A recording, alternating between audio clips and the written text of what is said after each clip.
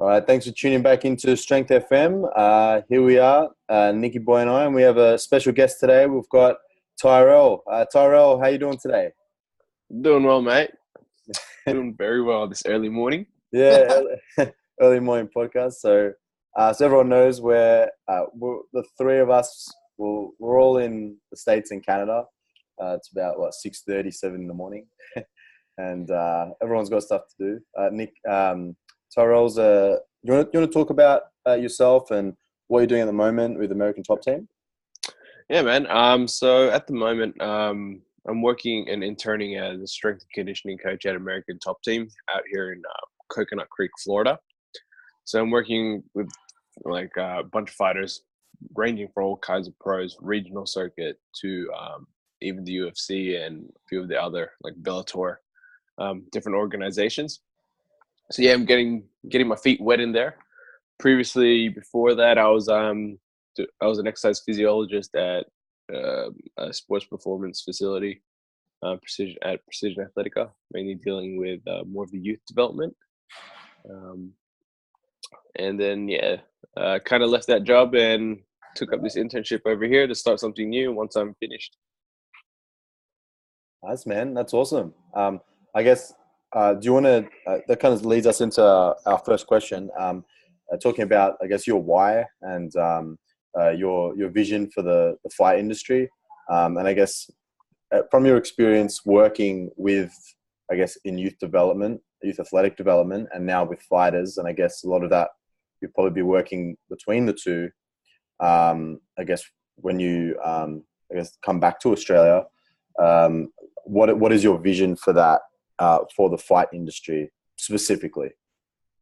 Yeah, so well, I guess to get me started is how I came into the industry originally was actually through my my interest in Muay Thai, so a lot of Thai boxing.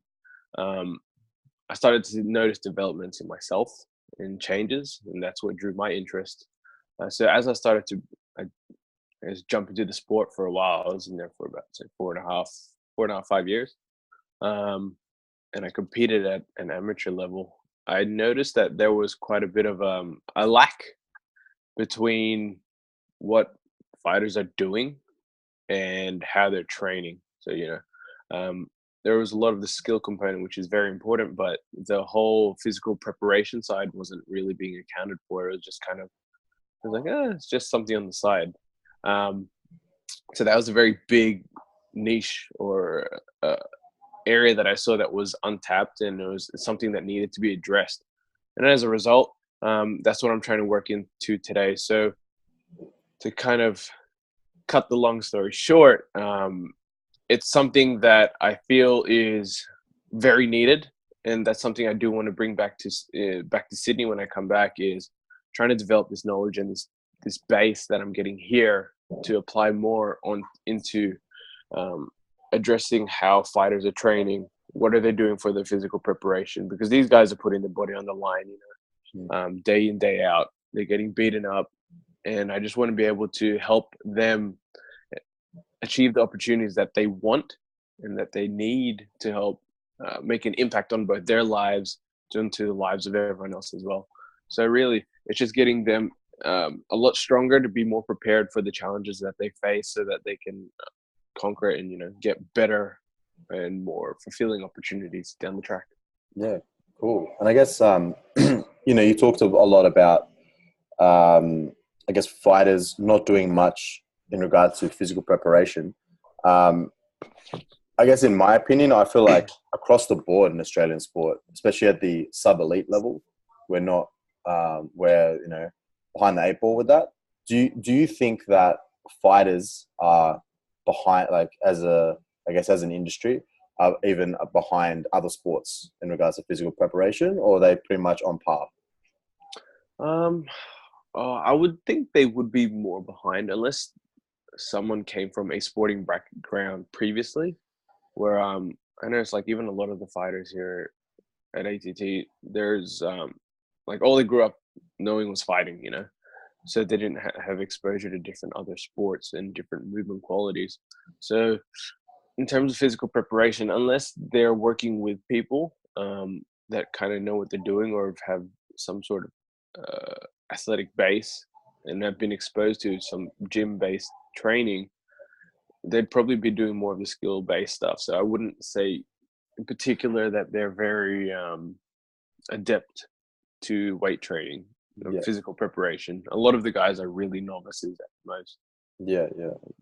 All right, cool. Nick, that's a good point there, Tyrell, because we were talking about it the other day. It's a constant thing I've seen around here from the coaches in America is, like Zach Evernesh was talking about it, Matt Wenning, Bob Marito, is that just because someone's advanced physically or is really good at their sport, it doesn't mean they're advanced at physical prep.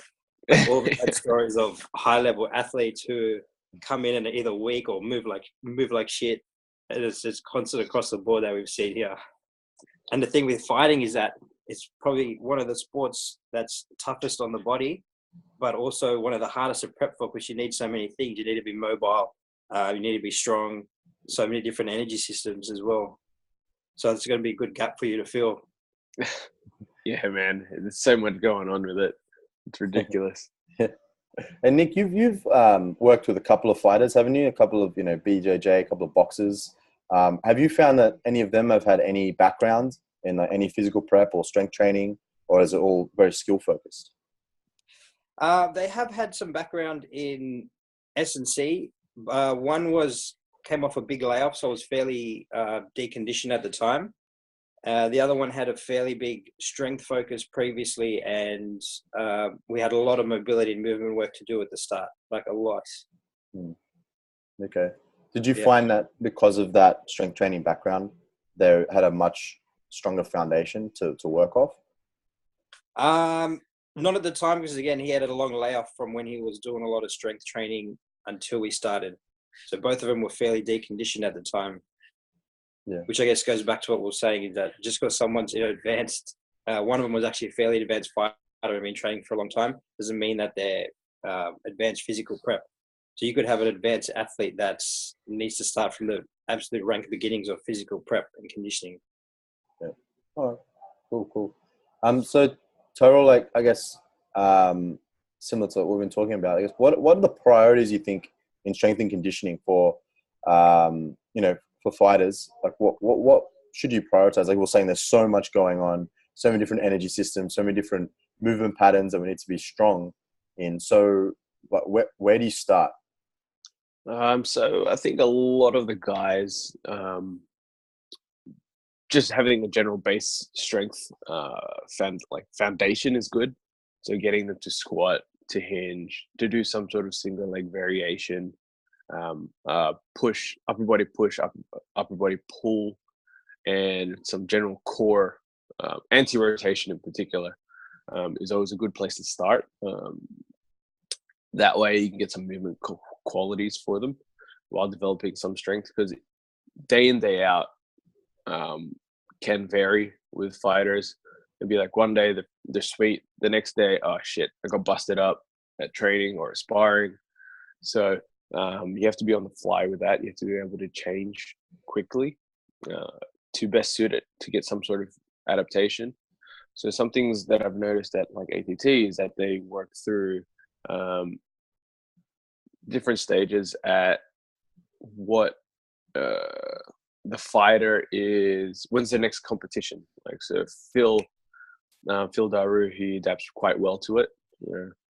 Seeing, because some of these guys, considering it's all pros, they could be picking up a fight in say 2 to 3 weeks time, last minute stuff. So keeping the athlete continuously prepared throughout the year is quite important. So going through like a general preparation phase, if you have the time for it, to just get some general hypertrophy. So it's always a good place to start. The more muscle mass you have, the greater strength you can produce, or you can start to build into. From there, you can be going into more of a strength block. So depending on what kind of programming style you like, I know that you can use like triphasic methods to help peak for it if you have like a minimum of 6 weeks to get ready for a fight. But at the same time, with the energy system development stuff, you want to be going into constantly training their aerobic system, because you're going to need that throughout the whole year, right? And your aerobic system dictates how well are you able to recover? Especially with fighting, you have, depending on obviously what organization, what particular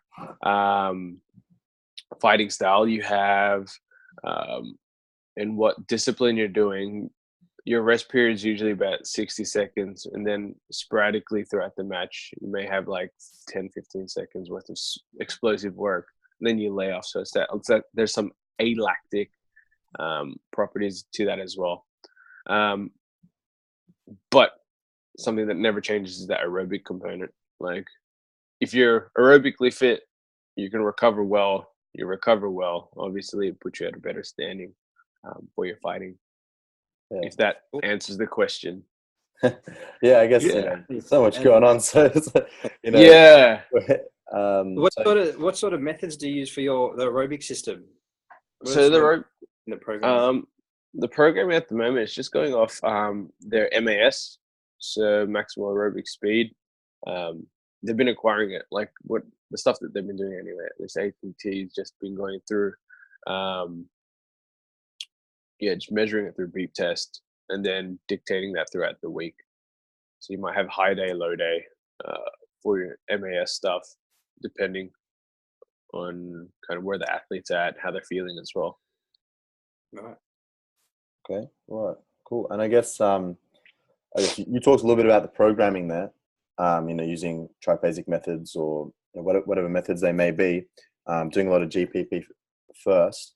How do you incorporate a lot of the, when you're assessing all these fighters, you said that there's a lot of performance leaks, going on. How do you include that in the programming? Because obviously you need them to be explosive, need them to be strong, but you've also got a lot of dysfunction in the body. So how do you address that while you're also working on, getting them as explosive as possible and as powerful as possible?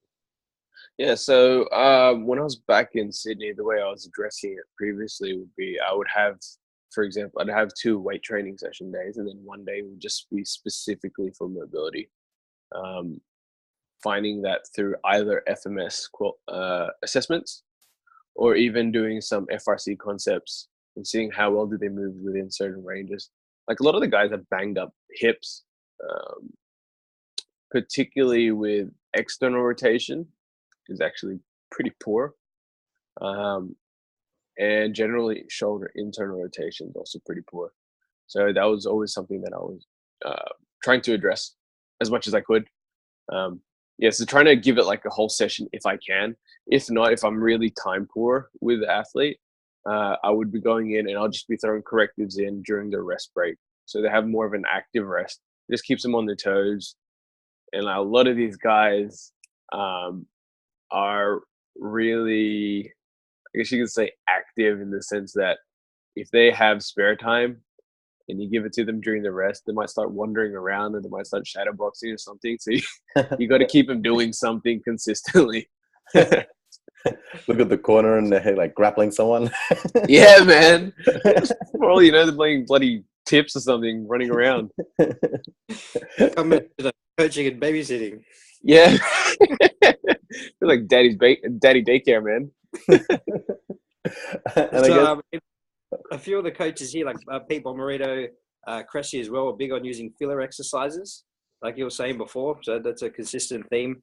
So in between like their strength exercises or accessories, not much downtime. They use a lot of fillers as well, like for their correctives. Yeah, man, it works so well. That's right. Yeah. And I guess so you've talked a bit about what you're doing like within sessions, but how do you then balance out I guess the S&C work that you're doing with them and movement prep, and then the skill work that they'll be doing with their coaches? Like, how do you manage volume? You talked a little bit about fatigue. Like, you have to, we've talked a bit about this in previous podcasts, but being a plan B machine, always having to change things up. But how do you coordinate, all the work that you want to do with them with all the skill work that their coaches want as well? Yeah, so there's a few ways of going around with it. One of which is contacting the coaches, really, and talking to them, seeing what's their head at, what's the kind of weekly outline for the fighters. But if you're unable to do that, like the system that I used to put in place was, I'll get the fighter, I'll ask them, all right, cool, give me a weekly outline. Tell me, what are you doing Sunday, Monday, Tuesday, Wednesday, Thursday, etc. And then how many times are you training in those particular days on average? And which are your higher volume days and your lower volume days? So from there, I can have a general outline already regarding, all right, cool, what's the week roughly going to look like? And then from there, I can plug and play. What am I doing with my weight sessions or my aerobic stuff? And then even each session that you go with them, just having an update before the session even starts. Hey, how's training? How's it looking like? And what do you have after this?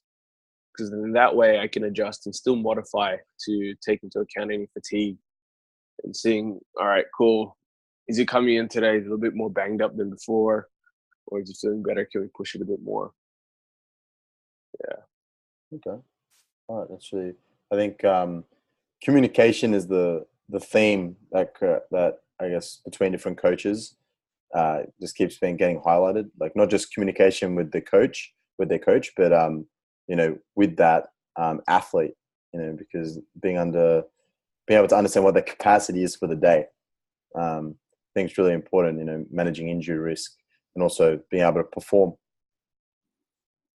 Oh yeah, of course. Because the first thing as a coach is always do no harm. So you got to try and do the best that you can, right? Yeah, that's right. That's right. With the fighters as well. So you mentioned having to modify if they're heaps banged up or anything like that. What are the most common injuries you'll see, or most common bangs you'll see fighters come in with that you'll have to modify? So with that, it'd be usually like an elbow or some sort of elbow shoulder related movement. So trying to cut around it would be doing some sort of single arm variation instead, laying off that arm or seeing what they can move. And then you get the occasional knee issue. Particularly, that's what I noticed a lot with more of the grapplers anyway, because of the constant banging on the mats when they have to sprawl or change positions. So then sometimes I'll just have to see what you can do seated instead, or do some sort of accessory variation if you can.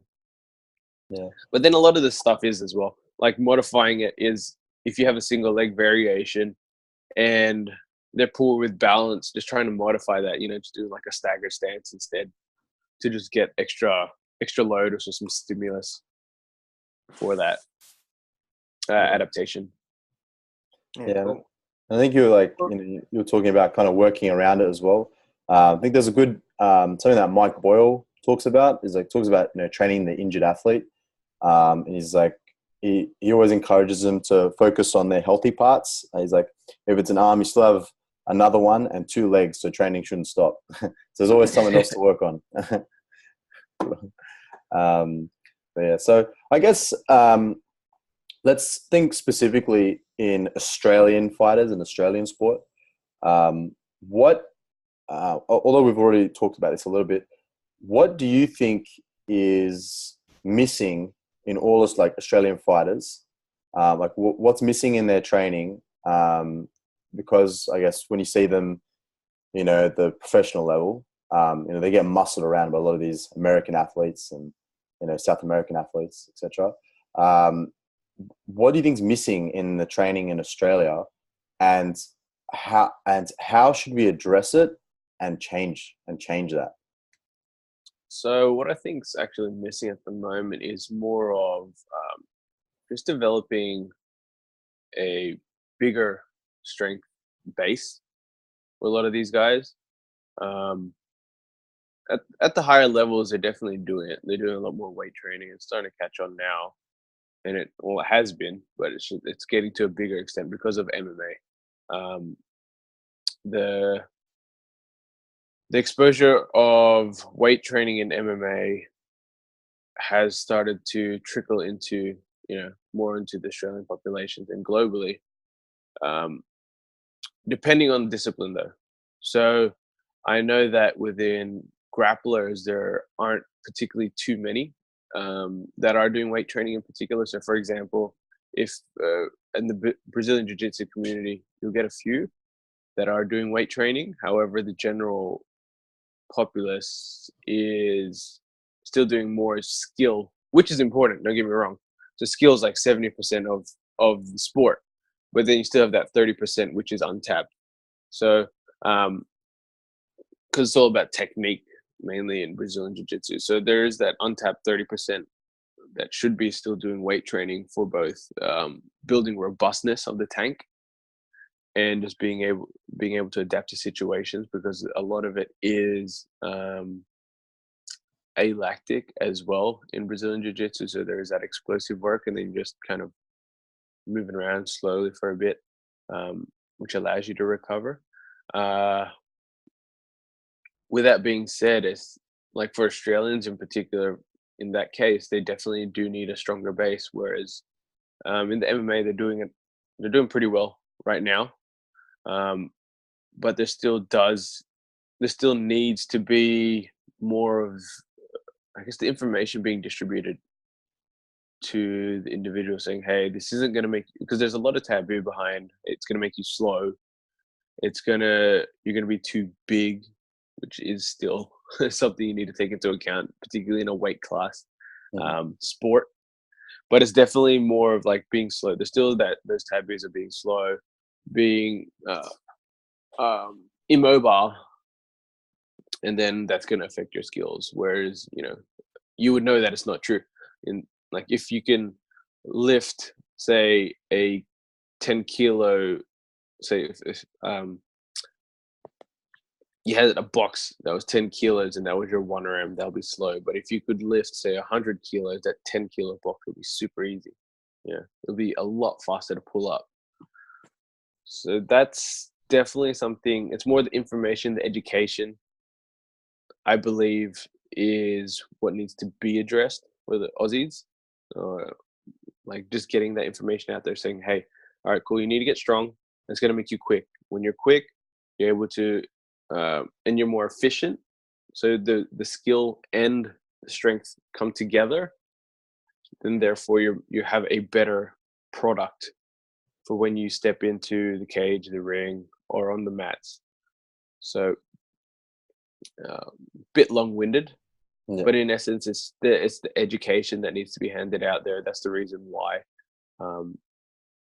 like these deficits come out, or the performance isn't quite there. Right. And that's where coaches like you are going to come in, because one thing I love about you, Tyrell, is that you're always learning and getting better, and you're putting out high quality info on your Instagram page at fight_xphys. So you keep doing your good stuff, because you're going to be a major part in spreading that good info. Thanks, man. I guess a little bit on that is, what are your thoughts on, I guess it's a similar but also a little bit different. Conor McGregor has been doing a lot of work with Ido Portal. So doing a lot of like movement flow or movement coaching.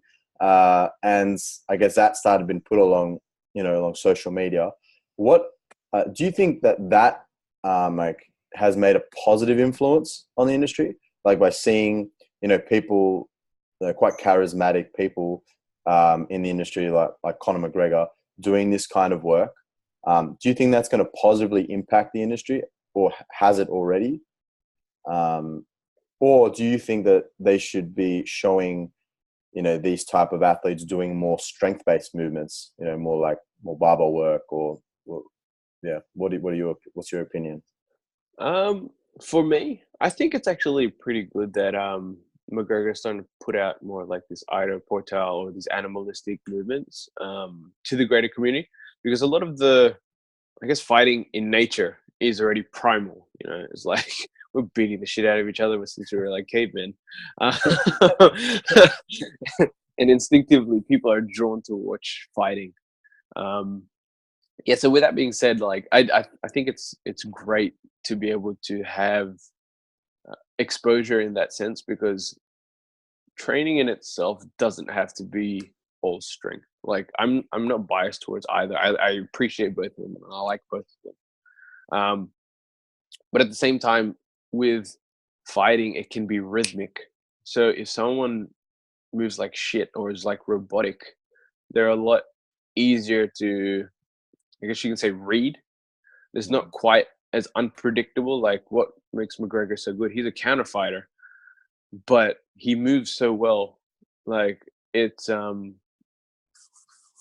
keeps you guessing. Because put it this way, if you were fighting someone, right, and they move a specific way, they're quite limited and they're quite robotic in the way that they'll throw that jab or they'll snap that straight. But from someone who can move well and from different angles and has that control, you don't know what's coming next because they can be coming from an angle that you're not used to moving in or you're not used to training in, and that broadens your toolkit because the better you move, the bigger that toolkit can be.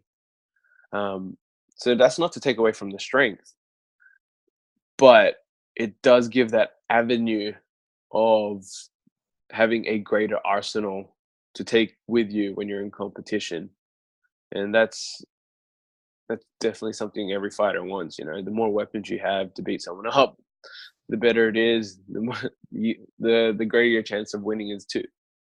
Yeah.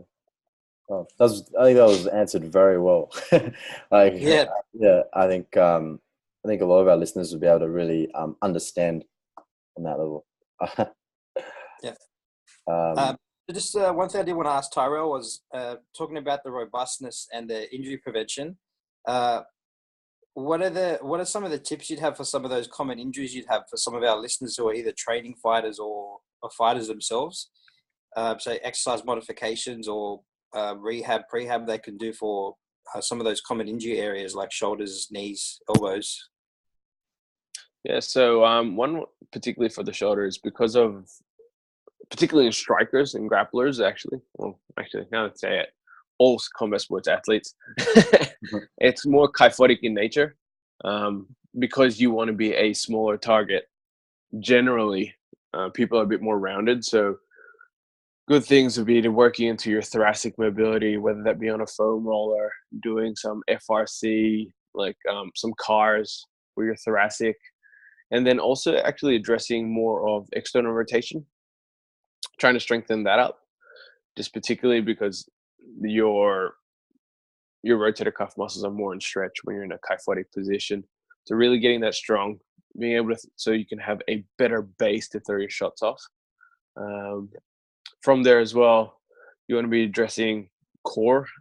Like people, like the consensus is people usually think that, what's core? Just a six pack doing crunches, whereas you want still to have like a McGill method in the sense of getting that core stiffness, getting that brace, because a lot of fighting is bracing, getting punched in the guts, getting kicked, so doing lots of planks, lots of anti-rotation stuff. That's just going to help with preventing your lower back from going out too. And then also getting the glutes real fired up. So just smashing out glutes, whether that be through band walks, bridging, clams, you name it. The better you can strengthen up those glutes, the more explosive you'll be able to pop off. Because a lot of the movements in fighting is from the ground up, being able to use the floor to punch and transfer that power into your fist and pretty much your hips, your lumbar-pelvic region, so your hips and your core need to work in sync. So getting those stronger is just going to help with your performance too. In terms of the knees, you can be doing like knee extension stuff, hamstring slides, because a lot of the guys are pretty tight there, but they're weak at the same time. Right. So those are two generally really good ones, or three if you include the glutes, for that prehab rehab stuff. Cool. Do you do much mid-ball throwing, like mid-ball rotational throws for that link in the core and hips that you were talking about? Yeah. Like with the mid-ball throwing, two options are going about it really is one, during the preparation, like using it as a way to peak it for performance. When you're going into that speed strength towards the end, getting ready for a competition. But generally I like to build the athlete into it first. So I go through, before doing any of that explosive stuff, get a good foundation, anti-rotation, Right. and then start mixing it in. Cool. And then for the shoulders and elbows, how do you, what's your take on bench pressing, overhead pressing? So if people are having issues with that with their training, because it's the two common areas. Yeah, so like a lot of the guys, as they're going back into saying the thoracic mobility kind of is pretty poor. Generally, I don't like to do too much overhead pressing. I prefer more of that 45-degree angle, like a landmine press. It's just a little bit easier in the shoulders, doesn't expose the joint to, I guess, too much impingement if they're already feeling a bit stiff through there. Bench pressing wise, generally like to have more of a more narrow grip compared to a wide grip, just for more shoulder health, really, just protecting it. Because a lot of the guys, if you think about it, particularly if they're strikers, they're throwing in a training session easily 200 to 300 punches in an hour's training session, so that's a lot of pressing movements in itself. So I generally like to have a 2-to-1 ratio of 2 pulls compared to one push because of that aspect. Right. Pete Bomarito actually does the same thing. He does he trains a lot of NFL guys and a lot of Major League Baseball as well, and high-level baseball players. He does 2 pulls for every push he does. And then for the guys who do very shoulder and wrist intensive, like the throwers and the MLB players, he doesn't barbell bench them at all. He does only dumbbells. And then for some of his NFL guys, actually for all his athletes, he does variable resistance. So he'll use either bands or chains, one for their power production, so they're constantly accelerating the bar, but also to shave the shoulders at the bottom of the range where it's most susceptible to injury or load, because the weight's lighter at the bottom. Right. Yeah, Cool. so similar principles there. Yeah, man. Like, that's the thing, right? Like, shoulders get pretty smashed up, and generally they're it's either the hips, right, or the shoulders that end up losing the range. Yeah. If you're unlucky, you get both. That's right. Yeah. That's right. It's all our ball and soccer joints. Yeah, man. There we go. I guess we've talked a lot about I guess the strength training side of things. What about in regards to like cognitive training and like reactive training? What kind of like what methods do you use, and how do you progress them, I guess, through training program and as you get closer to like a peak or to a comp, and how do you vary those I guess different techniques? So with it, it's just like cognitive training in itself. It's more about like seeing how the athlete can absorb the information and then how they process it. So at the moment here at American Top Team, they have a guy called Mr. Mental Muscle. If you guys don't know who he is on Instagram, check him out. He's pretty cool. There's a lot of stuff with fit lights. So I've been talking to him regarding a bit more of the cognitive stuff, because previously I was always intrigued with it. I didn't work too much with it. But like basing it off his theories and his concepts, it's been pretty sweet to get his insight. So with the cognitive stuff, it's more about with these combat sports athletes in particular, the sport in itself is physically demanding, right? And it's draining. So as the fight prolongs, your mental acuity and your focus can deteriorate, or it can be, I guess, it's not quite it's not quite as sharp. So one thing is you can be training states of cognitive function either through fatigue, so after training, just trying to get them to do simple stuff like matching collars or doing math equations, something like that. that can be used to help train, like, all right, cool, how are they processing information, how do they work, how do they see the situation at what where they are right now, and how do they adapt to it, or are they able to still function? Or otherwise, the flip side to it is you can use the cognitive stuff more for reaction style training. So you can get people to run, depending obviously, running to a specific cone or a number that you call out, and getting them to switch it up. So just getting them to move towards it. Throwing drills, hand-eye coordination, teaching like the stuff that how Nick's been teaching people to juggle, like that shit is awesome. Just general skill development. Not for one, teaches the processing that you need to take the time to develop at each stage. Like you can't rush from stage one and you can't go from like a 2-ball juggle straight into a 4-ball juggle. Like, there's a system and a process to it. It's the same with the mental training, in terms of you build up your capacity of doing the specific skill or the given task, and to see how well can you cope with it, and then just changing up pretty much the variants. So for example, I go in, you can start up one day and just be like, all right, cool, let's do a puzzle. Like when you're fresh, all right, cool, you time that. All right, you got your baseline measures, you do that a couple times. And then the next session in might be like, all right, let's do it after you're fatigued. And then you can time that too. You do the same task, see what happens. All right, cool. Is there a discrepancy between the two times? If so, how do we draw that closer together so we just get better at the task by doing it a bit more?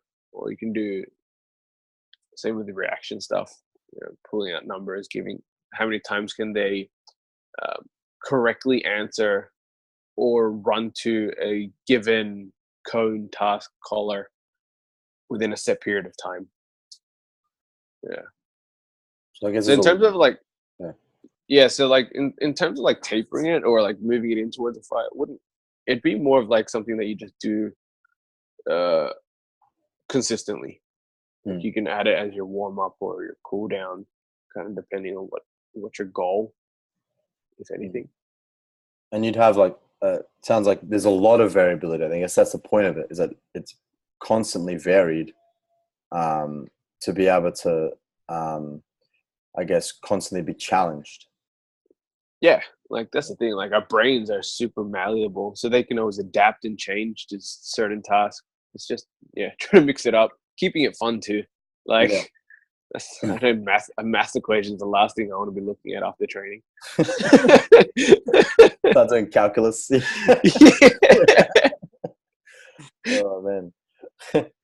Oh, that's awesome. I guess to conclude, just got like a couple of questions, I guess, for you, like personally. The first one is what's a daily habit that you have now, or maybe in the past, that you think is crucial for your success as a coach or an athlete? I think a good daily habit as a coach or an athlete actually is just having good manners. Yeah, it sounds like a bit of a different one, but like it's surprising like how just saying please, thank you can actually help to build a relationship with an individual. Just asking how's your day, like that's general etiquette, right? But then people open up to it. So I think just having good manners is actually one of the best things that you can ask for. Like manners never goes out of style, Yeah. Oh, cool. Yeah, that's a different answer. Awesome. Yeah. That's cool. And what's one book or text or something that you recommend, something that's just at the top of the list that you'd recommend to everyone? Ooh, I've got a few. You can give a few. So I think one of them, in terms of mindset, is A Man's Search for Meaning is a pretty good one by Viktor Frankl. It's essentially about a guy who was in the Holocaust, and he attributes part of his survival to his mindset of being of working towards something, and not giving up as a result. Like, he noticed the people that would pass would be the ones that didn't have anything to live for. So that's something cool. Like, in terms of like impact, that's a great book to get you thinking. In terms of getting a good base for movement, like that has movement, like functional training and movement training, but mixing it up with strength, is Mike Boyle's functional training book. That one's actually a pretty good one. I definitely recommend that. And if someone's searching for a purpose, for people out there that are trying to look for how can they have a purpose or have a fulfilling life, a book that was recommended to me and I read, it was awesome, is The Alchemist.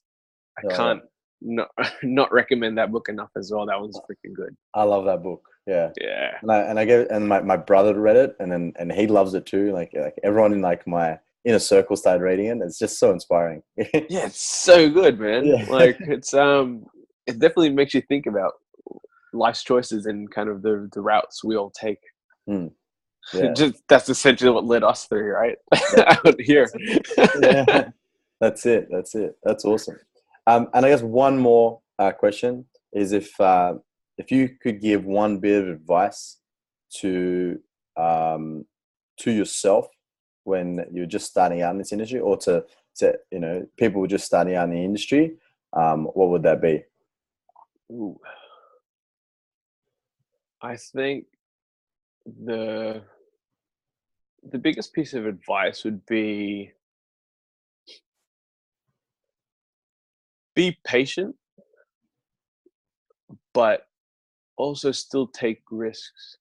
Because I think one of the biggest things is, as a young or like a fresh individual is in the industry, is getting you see everyone, like especially on like Instagram, like everyone's already up there, at the top of the heap, and you're like, oh damn, I want to be there, and then you're like, I want to be there, but you want it to be quickly. You want to get there at the peak of the mountain, where it took this guy 10 years like to get to where they are, but we only see the successes, so we want that quicker. So I think patience is huge. Like, everything will come with time. I definitely wouldn't be where I'm at if I was trying to rush things. Like, the experience, you can't rush that. The experience, like that's just going to happen. And with taking risks, obviously more calculated risks, not just random jumping off the boat kind of thing. But I do think, to an extent, you do need to take a risk, especially if you're still young, and you're living with family. You have someone to fall back on, because one thing is, you don't want to get too comfortable, and then you end up seeing that your opportunities or your potential is wasted as a result, because you're just trying to play it safe the whole time. So those are my biggest advice, is patience and taking risks. That's really cool. That's awesome advice. That actually fits in good with one of our pillars, breaking people from the script of life. Yeah. You can't do that if you're playing it safe. Yeah, man. That's awesome. And Toro, how can people find you? How can they follow you? See, I guess, what you're doing in the industry, contact you if they have any further questions or information. Yeah, so my biggest handle is on Instagram. You can find me at fight.xphys, EXPHYS. Had to think about that for a bit. Oh, jeez. I do occasionally use my Facebook, but not quite as much. So if you really want to get to me, Instagram me. Shoot me a message on there, or you can email me at tyrell.navarro physn3@gmail.com. Awesome. I think it's been a really good podcast. Thanks so much for coming on, and I think we'll have to do a number 2 episode. I think, like, once you've done an internship, see, and if there's anything else that you learn, because I don't know, I had a good time today. I learned a lot. Yeah. It was heaps fun. Yeah. All right. Thanks, man. Thanks for coming on. Thank you, fellas.